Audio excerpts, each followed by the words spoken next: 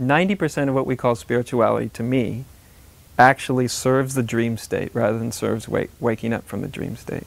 10% of spirituality might belong to something beyond the dream state, which means spirituality belongs to life, to existence, to the wholeness of existence.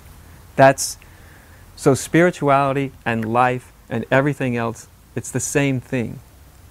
I don't see spirituality as something that's sort of separate from anything. I think that's part of, at least for me, that was part of awakening. As one of the first things I said to my teacher was, and I thought, I was kind of ready to get, crucified for it because I didn't know how she'd respond, but I went, it feels like I just woke up from Zen, from spirituality. And she just smiles at me. And she pointed her finger, and she almost never did, and she said, that's the whole point. That didn't mean like I've thrown away Zen or spirituality or my path or anything. It just meant I woke up from my ideas about it that were based in fantasy, that were separated from this life. I think any spirituality that's separated from this existence is a fantasy. And I don't mean just the existence you can see and touch and feel. I mean existence itself, whether it's manifest or unmanifest. There's a collective consciousness of humanity and there's a collective mind structure. And it's very easy to just keep functioning in that mind structure while we think that we're not. Until we've come to see that the whole entire mind structure, personal and collective, it hasn't worked. It's not functional. There's no such thing as a better idea in it that's going to have the answer. First we have to see it has to start to collapse for us. And that's a big thing for a person. That's a huge thing. Not only to get out of your own personal conditioning, but get out of the conditioning of humanity as a whole.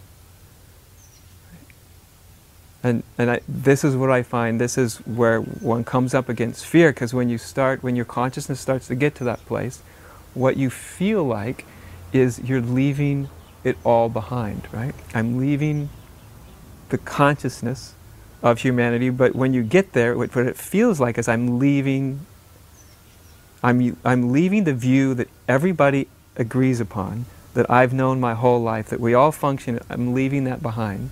And when you actually get there, you realize, and I'm never going to get back to it. Ever. I'll never see the world like 99% of the people see it. I'll never get back. So most people get to that point, they see something beyond, but then there's always a reason why they have to cling to it again. It might be, well, what'll happen to my family? A mother, will I still be able to raise my children? I mean, these are great questions. I've been asked these questions. Ajay, I'm feeling this thing, but I have a 6-year-old. You see, and there's no guarantee that if I really let go, that I'll be a good mom. Will I be a good mom? They ask. Will I be? Good question, isn't it? And unfortunately, I've seen all the reassurances I can give them don't really help that much. Ultimately, I just go, how bad do you want to find out? Because I can tell you everything will be fine, but it's not going to help you. Or I can't let go because humanity is going down this rat hole. We're destroying each other. And if I just sort of wake up out of the whole context, will I be a part of the solution? Will I care anymore? Does that make sense? And the sense is, well, the only answer I can go is, do you want to find out? Maybe anything has to be possible. But if someone really lets go, and then they don't get caught in where they let go into, because you can get caught way out there in the middle of nowhere, or you can catch yourself. If you don't stop there, then it's like you come full circle. Like you let go of the world so that you can finally actually be in it. Yeah. But when you get to that point, there's so many good reasons why not to let go. And some of them are personal and some of them have to do with all of humanity, Because you feel like I'm leaving humanity behind. How dare I? It's the taboo against fully awakening. It's that taboo of a caterpillar becoming a butterfly. And you kind of have that ceiling, well, am I going to care about the butterfly or the caterpillars anymore? I don't mean it, and it's creating a separation that's not valid, but you get the idea.